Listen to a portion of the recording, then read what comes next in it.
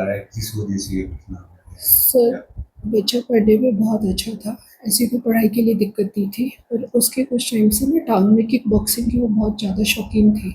उसकी टांग में ना दर्द लग मतलब पेन आया था कि क्या, तो डॉक्टर से ट्रीटमेंट चल रही थी उसके। वी वर ऑन रेगुलर वो, बल्कि we inform the parents also, they told that we will be जो फर्दर ट्रीटमेंट है we will do in Ladakh, जहाँ की थी वो लड़की। तो she was taking medicine and all, she was वो। एंड सुबह तो जैसे I went to the class, I just asked यूतौन कहाँ है, तो स्टूडेंट्स टोल्ड मी कि because I take regular class ना, जो बच्चा नहीं दिखता टीचर को पता होता कि नहीं है, तो जी टोल्ड कि मैम आज ना वो रेस्ट कर रही है, उसको प्रॉब्लम थी तो वो रेस्ट के लिए थी।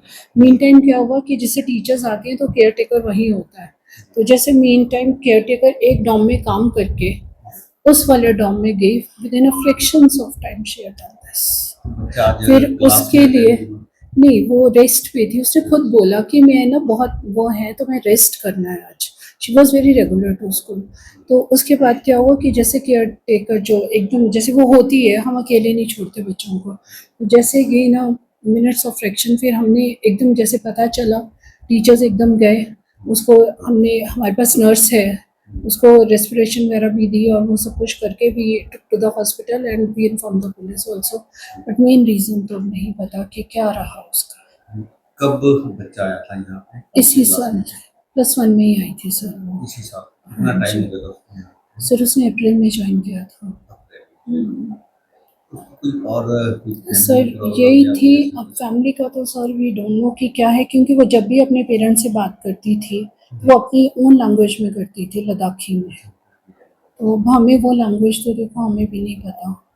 तो पर ऐसा कुछ नहीं था, रात को डिनर किया है, सुबह ब्रेकफास्ट भी भेजा है, ब्रेकफास्ट भी किया, बस वो I think minutes of fraction में ही हो गया। पढ़ाई में कैसा था? अच्छी थी सर, बल्कि वो उसको थोड़ा सा प्रेयर प्रेशर था, साइंस करो, बच्चा इंटरेस्टेड आर्ट्स में था तो वो क्या कर रही थी, साइंस और आर्ट्स दोनों, अच्छा, साइंस और मतलब आर्ट्स दोनों हाँ सेम कोई चीज़ थी। ऐसा नहीं था वो, थोड़ा सा पीयर प्रेशर था उस पर कि जैसे साइंस के लिए, फिर हमने उसे आर्ट्स पे भी बिठाया, शी वांटेड टू टेक के चलो मैं आर्ट्स से, फिर हमने साइंस में जहाँ बच्चा कंफर्टेबल हो जाए मतलब उसको तो वो कंफ्यूजन था, जॉइंट वो कर, हाँ जी।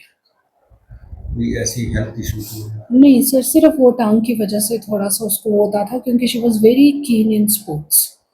We have already informed the parents also about her condition. We took her to Apex also. Treatment was going on. Hostel में जहाँ बच्चा रहता है वहाँ और भी बच्चे रहते हैं? हाँ जी सर, उसके रहते हैं। हाँ जी रूममेट ने कभी कोई ऐसी बात कही थी? सर, वो थोड़ा सा प्रेशर में तो रहती थी, सिर्फ इसीलिए कि science and science arts, stream की वजह से? वो थोड़ा पीयर प्रेशर भी था, मतलब बच्चों का नहीं, बट ऐसे बाकी और कुछ उसने ऐसे कभी किया नहीं, कुछ नहीं। तो और she was very good in studies.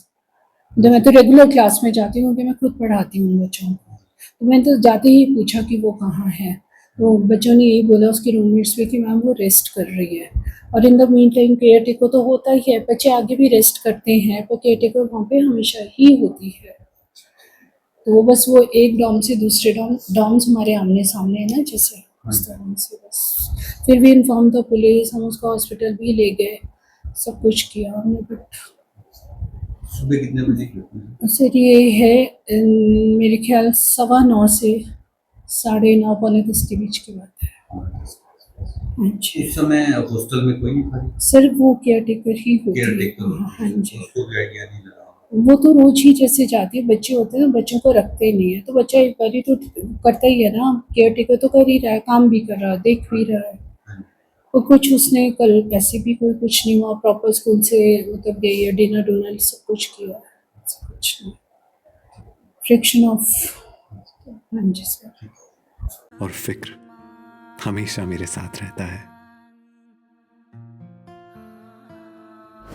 Bhushan jewellers, अनमोल रिश्तों के लिए।